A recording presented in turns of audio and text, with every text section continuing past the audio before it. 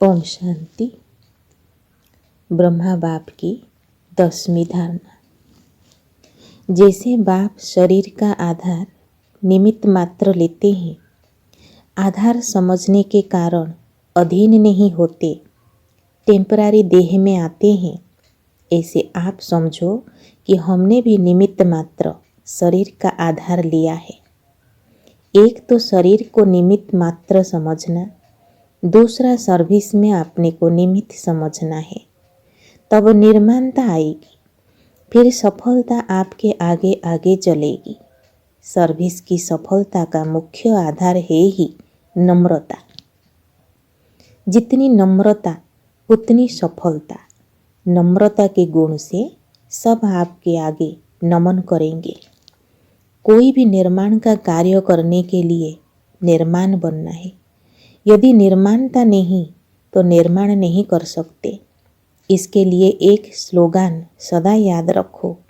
कोई भी कार्य हो, कैसा भी सर्कमस्टांस सामने हो, पहले आपका महामंत्र स्मृति में रख स्वयं को झुकना है। स्वयं को झुकाना ही विश्व को अपने आगे झुकाना है। इसलिए सदैव एक दो में यह वृत्ति दृष्टि और वाणी में रहे कि पहले आप। जैसे बाप दादा ने कभी भी संकल्प बोल व कर्म में यह नहीं दिखलाया कि पहले मैं, ऐसे फॉलो फादर करो। यदि किसी आत्मा को बाप द्वारा मिला हुआ खजाना देने के निमित्त बनते हो तो यह स्मृति रहे कि बाप से लिया हुआ खजाना दे रहे हैं। इस स्मृति से श्रेष्ठ सम्मान का नशा भी रहेगा तो कर्म व नैनों में सदैव नम्रता भी रहेगी। विश्व का कल्याण नम्रता के बिना हो नहीं सकता। बाप को भी अपना तब बनाया जब बाप भी नम्रता से बच्चों का सेवाधारी बने। तो ऐसे फॉलो फादर जितना ऊंच बनते ही जितना ऊंच उतने ही निर्माण। यह बैलेंस रखने से कभी भी नुकसान नहीं होगा। जैसे साकार रूप में निमित्त बन हर कर्म संयम के रूप में करके दिखाया, ऐसे प्रैक्टिकल में आप बच्चों को फॉलो करना है। यदि हर कर्म स्वयं के प्रमाण है तो विजय हुई पड़ी है। यह सोमान ही निर्माण बना देगा। जैसे बाप निर्माण बन बच्चों को रिगार्ड देकर राय सलाह देते रहे, ऐसे स्वयं के प्रमाण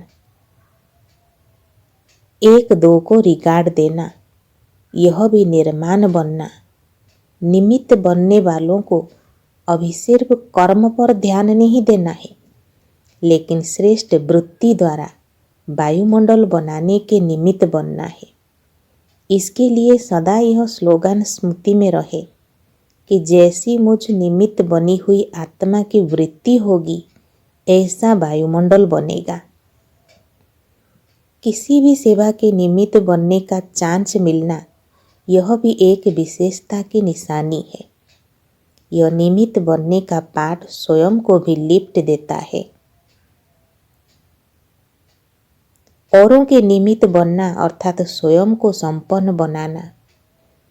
तो निमित्त भाव की विधि से सेवा में वृद्धि करो, लेकिन निमित्त बनने के साथ साथ स्नेही भी बनना है, क्योंकि स्नेह नहीं है तो न रहम दिल बन सकेंगे न नम्रचित्त। लेकिन कहीं कहीं अति स्नेह के कारण निर्माणता का गुण भी नुकसान करता है। इसीलिए निर्माणता के साथ साथ मालिकपन का नशा भी चाहिए। चरित्र में सदा निर्माणता हो तो विश्व नवनिर्माता का कर्तव्य ऑटोमेटिकली चलेगा। निर्माणता अर्थात निरहंकारी। निर्माणता से देह अहंकार स्वतः खत्म हो जाता है। ऐसे निर्माण स्थिति में रहने से निर्वाण स्थिति में सहज स्थित हो सकते हो। और जब वाणी में आएंगे तो भले शब्द कम होंगे, लेकिन यथार्थ व शक्तिशाली ज़्यादा होंगे। एक शब्द में हजारों शब्दों का रहस्य समाया हुआ होगा। जिससे व्यर्थ वाणी स्वतः समाप्त हो ही जाएगी। जैसे ज्ञान का सार छोटे से बैच में समाया हुआ है, ऐसे निमित्त और निर्माण स्थिति में स्थित रहने से एक शब्द में सर्व ज्ञान के राज समाये हुए होंगे। ऐसे निमित्त बनो जो आपको देखकर अनेकों का उमंग उत्साह स्वतः बढ़ता रहे। सिर्फ यही स्मृति रहे कि मैं मास्टर विश्व निर्माता हूँ। इसी स्मृति से हर संकल्प व कर्म करने से निर्माणता व सरलता का गुण स्वतः आ जाएगा। विश्व सेवा के लिए कोई भी डायरेक्शन मिले तो एवर रेडी रहो। क्या होगा, कैसे होगा, जो ट्रस्टी व निमित्त होते हैं वह यह कभी नहीं सोचेंगे। निमित्त समझने से मन की स्थिति स्वतः उपराम हो जाएगी। उनका लगाव झुकाव से सहज किनारा हो जाता है। सारे विश्व में कितनी थोड़ी सी कोटों में कोई आत्माएं हैं जिन्हें स्वयं भगवान ने विश्व सेवा के लिए निमित्त बनाया है। यह रूहानी नशा जितना ही ऊंच है उतना ही नम्र बनाता है। देह अभिमान वाले घमंड से, अभिमान से ऊंचा समझते और सच्चे नशे वाले नम्रचित बन जाते हैं। अभिमान नम्रचित निर्माण बनने नहीं देता। सेवाधारी की विशेषता ही है वह स्वयं सदा झुका हुआ होगा और नम्रता के आधार से सबको अपने आगे झुकाएगा। उनके कर्म में चलते फिरते बोलते रूहानियत दिखाई देगी। ऐसी नम्रचित आत्मा ही सुखदाता बन सकती है। जितना निमित्त और निर्माण होकर चलेंगे उतना सेवा में सहज वृद्धि होगी। कभी भी मैंने किया, मैं ही कर सकता हूँ, यह मैंपन का भाव नहीं रखना। यह मैंपन ही सर्विस में रुकती कला आने का आधार है। जब निमित्त के बजाय मैंपन आ जाता है तो सर्विस ढीली हो जाती है। फिर अपनी खुशी व नशा गुम हो जाता है। तो कभी भी न स्वयं इस स्मृति से दूर होना और न दूसरों को बाप से वर्षा लेने से वंचित करना। जो दूसरों के आगे निमित्त बनते हैं उन्हें स्वतः ही सब बातों का अटेंशन रहता है। निमित्त सेवाधारी बनना अर्थात फॉलो फादर करना। स्वयं को निमित्त समझने से दो विशेषताएं साकार रूप में दिखाई देगी। सदा नम्रता द्वारा निर्माण करते रहेंगे। दूसरा, सदा संतुष्टता का फल खाते और खिलाते रहेंगे। मैं निमित्त हूँ इस स्मृति से न्यारा और बाप का प्यारा अनुभव करेंगे। मैंने किया यह कभी वर्णन नहीं करेंगे।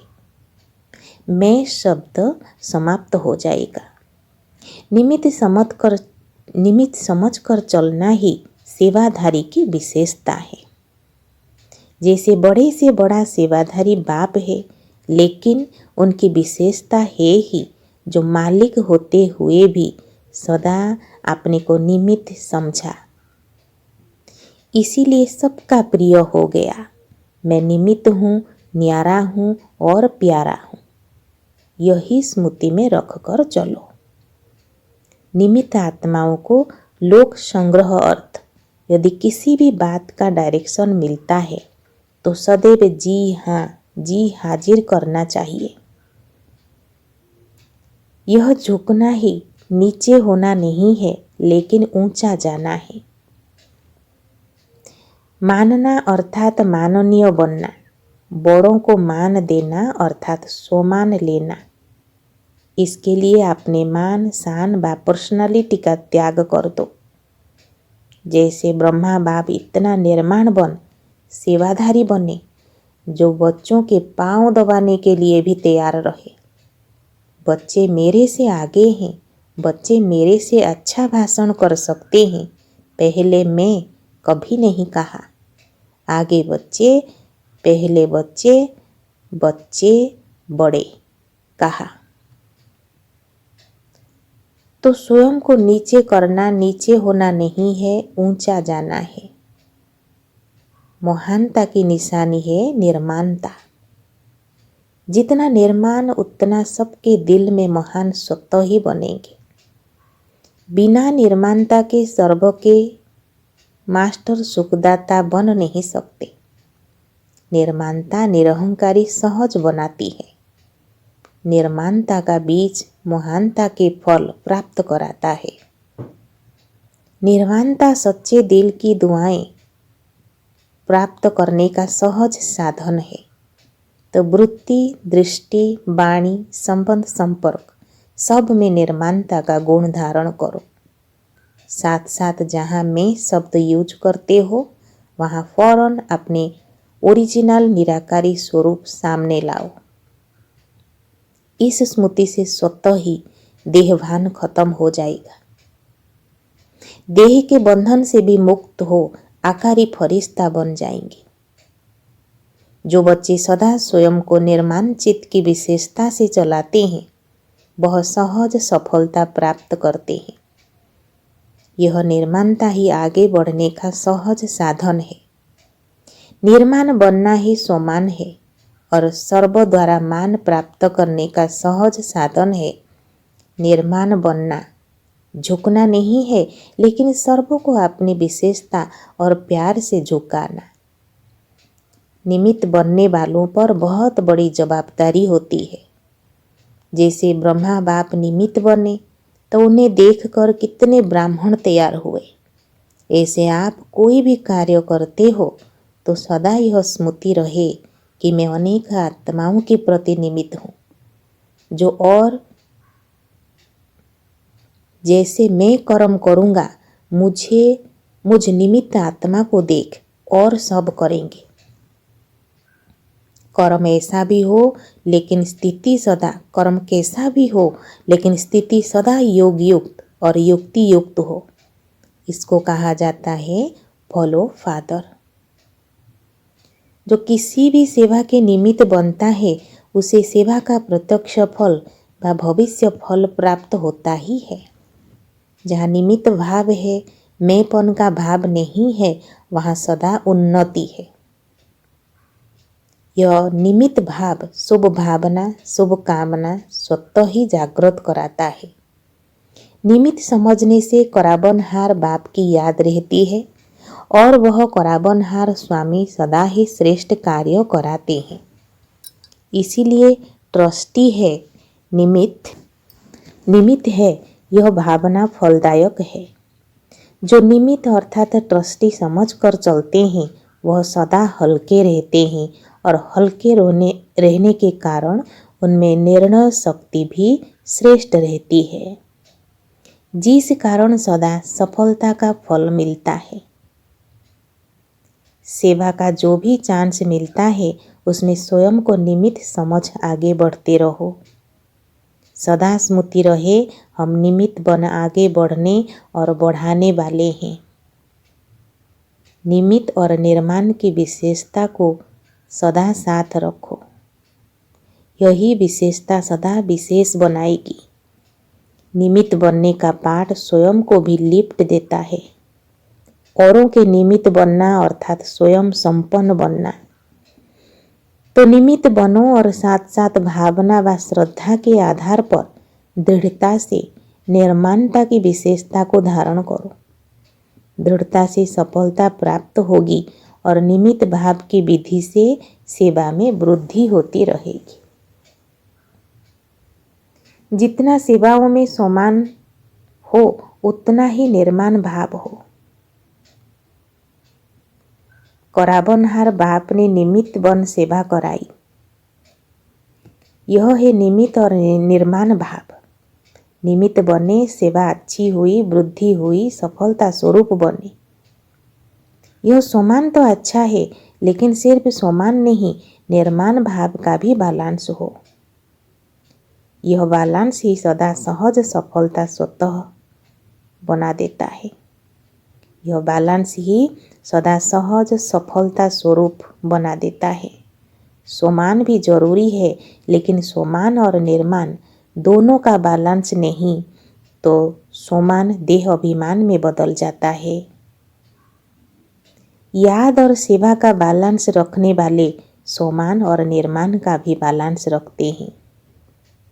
इसी बैलेंस से सर्व की ब्लेसिंग प्राप्त होती है। तो आज इसी पॉइंट पर ब्रह्मा बाप को फॉलो करेंगे कि अपने को निमित्त समझेंगे और निमित्त के साथ निर्माण भी बनेंगे। अच्छा, ओम शांति।